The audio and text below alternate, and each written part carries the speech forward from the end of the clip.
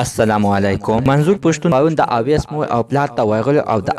اویس مور او پلار سره د اویس غم شریک کو او ورته ویلې چې دا قاتل به تاسو عدالت ته نه ورکوئ. کو عدالت ته ورکو ما ته پته ده چې دا به ټول عمر په جیل کې تیر کې خو ستاسو ګوتو له به څه به را به نه شي. او مینهوالو چې نور ورته څه ویل دي زموږ دا ویډیو د سره تر اخره پورې ګورئ. د دې ویډیو نه مخکې زه تاسو ته دا یادګي کوم تاسو کو چې زموږ په دې چینل کې نوي وئ مهرباني وکړئ زموږ همدا چینل د سره سبسکرایب کړئ خو کې وسره د ټلۍ نشان ووهئ چې هر یوه نوي معلوماتي ویډیو تاسو ته په اسانۍ باندې تر ورسیږي. منظور پښتون چې د وزیرستان اوسیدونکی دی او د پښتنو سربراہ دی چې کوم ځای کې پښتنو سره ظلم زیاتی وشي نو دا ځان ورسي او هغوی سره په غم کې ځان شریک لکه شانتې ورغلی دی او د اویس مور او پلار سره د اویس غم کې شریک شوی دی او ورته ویلی دی چې تاسو څه فکر مه کوئ دا زموږ بچی دی دا ستاسو نه دا د دې خاورې بچی دی او د ده بدله به الله اخلي. الله ته یې پرېږدی چې څه پې کوي خو مینهوالو تر اوسه پورې د اویس د قاتل څه پته نه ده لګېدلې. منظور پښتون همدغه شانتې مې ویلي دي چې د ده دا قاتل د کوم ځای نه اخر راغلی چې د ده پته ونه لګي دا قاتل هم د دې ځای دی هم د بل ځای نه دی.